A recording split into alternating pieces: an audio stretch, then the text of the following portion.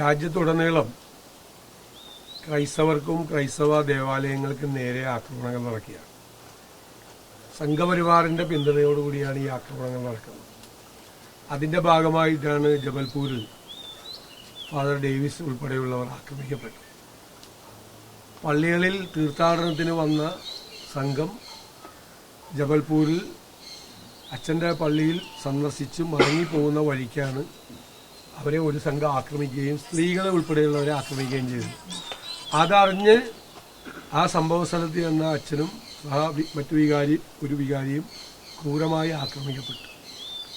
ഒരാളുടെ കൈയൊടിഞ്ഞ ആശുപത്രിയിലാണ് ഒരു വികാരി വെച്ചു.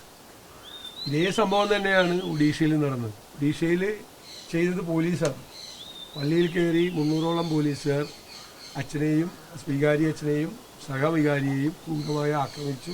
സഹവികാരി ഷോൾഡർ ബോൺ തോളെല്ലൊടിഞ്ഞ് ആശുപത്രിയിലാണ്. രാജ്യത്തുടനീളം ഈ ആക്രമണങ്ങൾ നടക്കുകയാണ്. വിവിധ സംസ്ഥാനങ്ങളിൽ മധ്യപ്രദേശിൽ, ആസാമിൽ ഉൾപ്പെടെ, BJP ഭരിക്കുന്ന UP-യിൽ ഉൾപ്പെടെ നിരവധി വൈദികർ ജയിലുകളിലാണ്. പരാതിയുമായി ചെന്നു കഴിഞ്ഞാൽ അതാത് സംസ്ഥാനങ്ങളിൽ നിലവിലുള്ള ആന്റി കൺവേർഷൻ മതപരിവർത്തന വിരുദ്ധ നിയമം അനുസരിച്ച് ഇവർ മതപരിവർത്തനം നടത്തിയെന്ന് പറഞ്ഞ് ഇവരെ അത് കേസിൽപ്പെടുത്തി ജയിലിലിടുകയാണ്. ക്രിസ്മസ് ആരാധനകൾ പോലും തടസ്സപ്പെടുത്തുകയാണ്. പ്രാർത്ഥനാ കൂട്ടായ്മകൾ തടസ്സപ്പെടുത്തുകയാണ്. ഞായറാഴ്ചകളിലുള്ള ആരാധനകൾ പോലും നടക്കുന്നില്ല. സ്കൂളുകളിൽ ചെന്ന്, ക്രൈസ്തവ ദേവാലയങ്ങളിൽ ചെന്ന് അവർ വെച്ചിരിക്കുന്ന വിശുദ്ധരുടെ പ്രതിമകൾ നീക്കം ചെയ്യണം എന്നാവശ്യപ്പെടുകയാണ്. ഇല്ലെങ്കിൽ അത് തകർത്ത് കളയുമെന്ന് പറയുകയാണ്. രാവിലെ സ്കൂൾ തുടങ്ങുമ്പോഴുള്ള ക്രൈസ്തവ ഗാനങ്ങളൊന്നും പ്രാർത്ഥനകളൊന്നും പാടില്ല, ജയ് ശ്രീറാം വിളിക്കണം എന്ന് നിർദ്ദേശിക്കുകയാണ്. രാജ്യം വളരെ മോശമായ സ്ഥിതിയിലേക്ക് പോവുകയാണ്.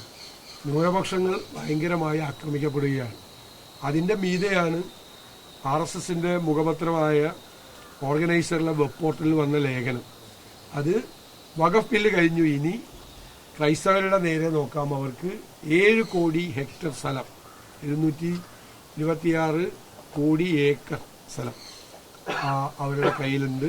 അത് ബ്രിട്ടീഷുകാർ പാട്ടം കൊടുത്തതാണ്, അത് തിരിച്ചു പിടിക്കണം എന്നുള്ള നിലയിലേക്ക് കാര്യങ്ങൾ പോവുകയാണ്. ഞങ്ങളിത് നേരത്തെ മുന്നറിയിപ്പ് നൽകിയതാണ്. വഖഫ് ബില്ല് വന്നതുപോലെ തന്നെ ചർച്ച് ബില്ല് വരും. ആദ്യം മുസ്ലിം സമുദായത്തിൻ്റെ നേർക്ക്, അതിനുശേഷം ക്രൈസ്തവരുടെ നേർക്ക്.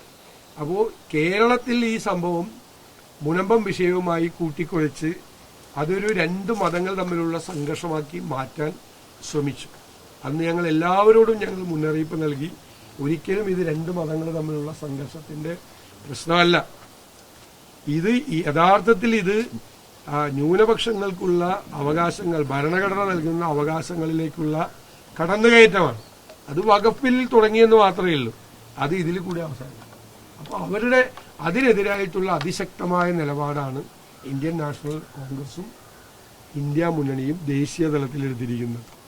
ഒരു ന്യൂനപക്ഷ സമുദായത്തെയും അവരുടെ ഭരണഘടനാപരമായ അവകാശങ്ങളെ തകർത്തു വേട്ടയാടാൻ ഒരു ശക്തിയെയും സമ്മതിക്കില്ല എന്ന ശക്തമായ നിലപാടാണ് ഞങ്ങൾ എടുത്തത്.